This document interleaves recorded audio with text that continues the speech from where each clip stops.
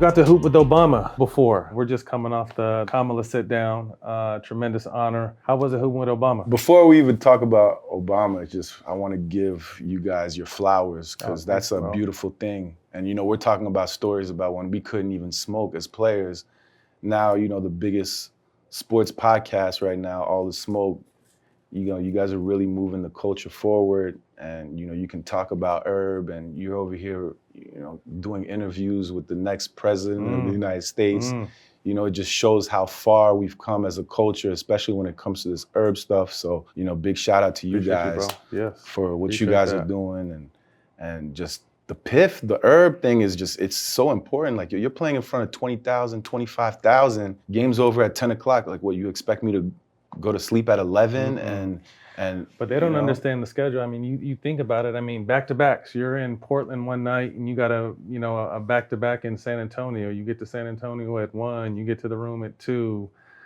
Like, it's not, everyone has their vice.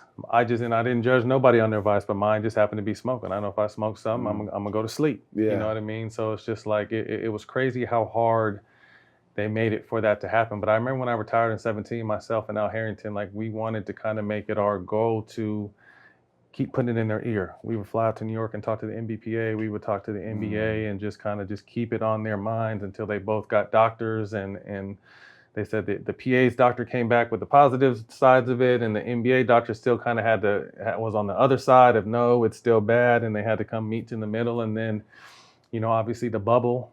When the world stopped for COVID and they brought the bubble back, and I'm just thinking in my head, I'm like, bro, if they test these dudes before they come back in the bubble, there's 80% of the dudes are going to be not playing. So, I think the NBA kind of knew what they were dealing with, let it slide, and then from here on out, they haven't smoked. But like I said, I started smoking at 14, bro, and I knew I had a wild childhood, so it calmed me down, helped me sleep, helped me focus.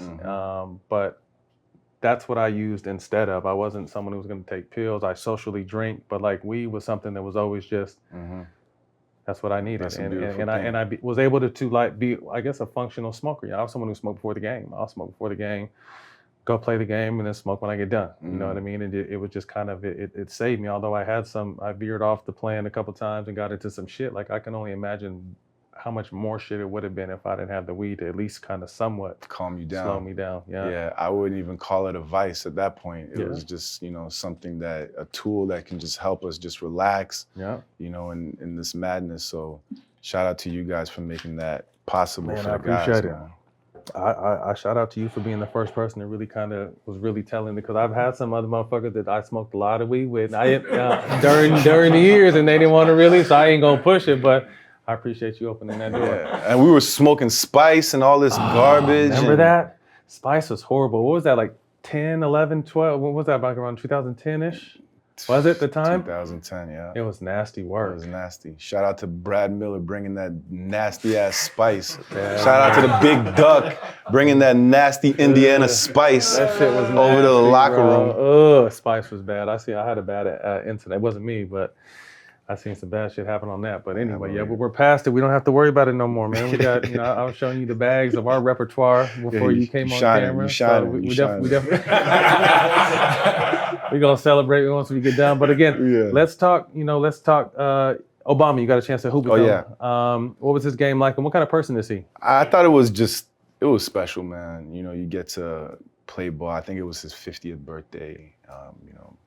President of the United States, and I got to bring my mother and got to, it was a big year. How did it happen? They called you up to?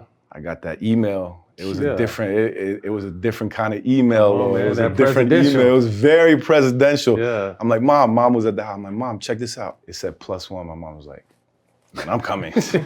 I'm coming. But it was really special just you're around the top guys and you have that moment. You get to have a real moment with the president of the United States, like as a human, the guy's like he represents America, but he also, represents the islands of Hawaii, he represents Africa, he's also in this deal with the NBA Africa. So it was a pretty surreal moment just to be able to, all the guys from his cabinet, they're all from Chicago. So, we're at the height of our thing, one of the top teams in the league. Obviously, Pooh just got MVP. And who went over there with you from your team? Just me and Pooh. Okay. But they also made it clear, like, don't, I remember he was talking about my jump shot a lot. And it was like the guys were just like laughing a little bit too hard. Yeah, like don't get it fucked up though. I was like, yo, like, all right. Okay. So he got the ball. Yeah. And I remember like I closed out on him like, I'm not letting you shoot. You're not getting nothing. He just needed to feel that a little bit. So that was my moment with Barack Obama on the basketball court. I think some people think shit is sweet, until you get up out like, God, you guys are a lot bigger than you look on TV, or faster, or stronger. Like, no, I don't care if you're the president, bro. You're not gonna be talking shit. No. This episode is presented by Coors Light. Choose chill. Go to CoorsLight.com/smoke to get Coors Light delivered straight to your door. Celebrate responsibly. Coors Brewing Company, Golden, Colorado. Between work, what we see on social media, and the many choices life throws our way, it's no wonder people are increasingly worked up. But we don't have to let the noise ruin our chill. From turning a rained out barbecue into a movie night, or shoveling snow off the stadium seats to cheer on your team. That's when you choose to chill and reach for a Coors Light. It's mountain cold refreshment. It's October, and that means football, hockey, and basketball are all back. With the baseball playoffs in action as well, it's easy to get worked up with all those games on TV. With all the noise, it's important to take a deep breath, choose chill, and then crack open a cold Coors Light. Always remember to celebrate responsibly. Straight from the Coors Brewing Company in Golden, Colorado, Coors Light is a mountain cold refreshment, as crisp and refreshing as the Rockies. Fall feels good when you choose to chill and reach for a cold Coors Light. Get Coors delivered straight to your door with Instacart by going to CoorsLight.com/smoke. Don't miss the new Hulu original drama La Máquina, starring Diego Luna, Gael Garcia Bernal, and Asa Gonzalez. La Máquina is the first Spanish-language original series from Hulu. In their on-screen reunion, Gael and Diego play lifelong friends. One a boxer and the other his crafty manager, making one last attempt at glory in the ring. But to make it to the next night, they must confront a mysterious underworld organization, raising the stakes to life or death.